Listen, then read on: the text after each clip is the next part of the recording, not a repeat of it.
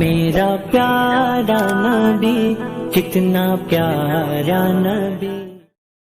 عید کا دن تھا، صحابہ نے قربانیاں کرنے میں پہل کر دی. ابھی حضور کی قربانیاں کھڑی ہیں. عید کے دن شوق ہوتا نا ہر بندے کو، سب سے پہلے میں جانور ذبح کروں. تو انہوں نے قربانیاں کرنے میں پہل کر لی. یا یہ کہ یوم شک کا روزہ رکھا. شعبان المعظم کے 29 دن گزارنے کے بعد چاند دیکھا جائے. اگر چاند نظر آ گیا تو اچھی بات، نہیں تو 30 دن شعبان کے پورے کر کے رمضان کا آغاز کیا جائے. چاند دیکھا گیا، مطلب آلود تھا، چاند نظر نہیں آیا تو 30 دن پورے کرنے تھے اور پھر روزہ رکھنا تھا. تو بعض صحابہ نے روزہ رکھ لیا اس خیال سے کہ مطلع ابر آلود ہے، ہو سکتا ہے چاند طلوع ہوا ہو لیکن نظر نہیں آیا، چلو ہم رکھ لیتے ہیں، اور اگر چاند واقعی نظر آیا ہے تو پھر روزہ ہو جائے گا، نہیں تو نفلی روزہ تو ہوگا. حضور نے نہیں رکھا، کچھ صحابہ نے رکھ لیا. اللہ نے قرآن نازل کیا، اے ایمان والو اللہ اور اس کے رسول سے آگے کیوں بڑھتے؟ جب رسول اللہ نے روزہ نہیں رکھا تو تم کون ہو؟ حضور کی قربانیاں کھڑی ہے، تم ذبح کر رہے ہو اور چاہتے ہو قربانیاں ہو جائیں گی. حکم آیا، قربانی تمہاری نہیں ہوئی لیکن چونکہ اللہ کے نام سے تم نے ذبح کیا ہے حلال ہو گئے.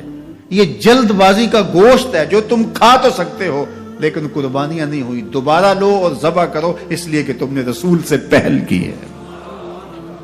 یہ تمہارے روزے نہیں ہوئے اس لیے کہ تم نے رسول سے تقدم اختیار کیا. ایمان والو میرے نبی سے آگے نہ بڑھو. اب انہوں نے روزہ رکھ لیا تھا، کس لیے رکھا تھا؟ اللہ کی رضا نصیب ہو اس لیے رکھا تھا نا. جلدی جانور ذبح کر لیے تھے اس لیے کہ اللہ راضی ہو جائے. حالانکہ ان کے حاشیہ خیال میں بھی نہیں تھا کہ ہم حضور سے کوئی پہل کرنے کی کوشش کر رہے ہیں. یہ اتفاقاً ہو گیا. شوق تھا کہ اللہ کے حضور قربانیاں پیش کر دیں اور اس میں جلدی ہو گئی. شوق تھا کہ چلو اللہ کی عبادت ہو جائے، شک کے دن کا بھی روزہ رکھ لیتے ہیں.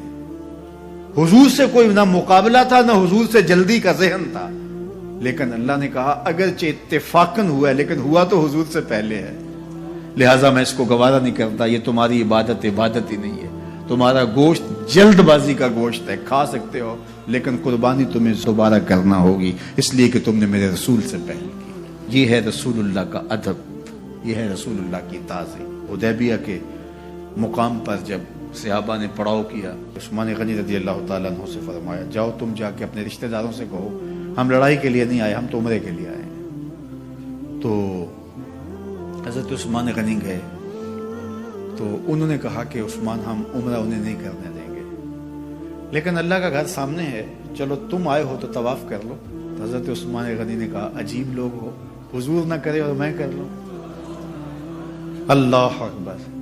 اچھا صحابہ کے ذہن میں بھی یہ بات ہے، ان کو طواف کا وہاں موقع مل گیا ہوگا.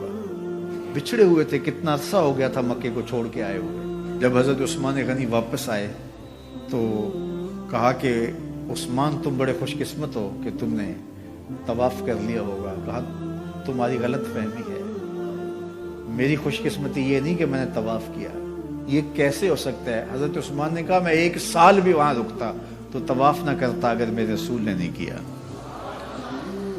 تو دین ہی وہ ہے جو حضور کے تتبع میں ہو، حضور کی اتباع میں ہو، حضور کے پیچھے ہو. حضور کے پیچھے لگ کے اللہ ملتا ہے، آگے چل کے نہیں ملتا.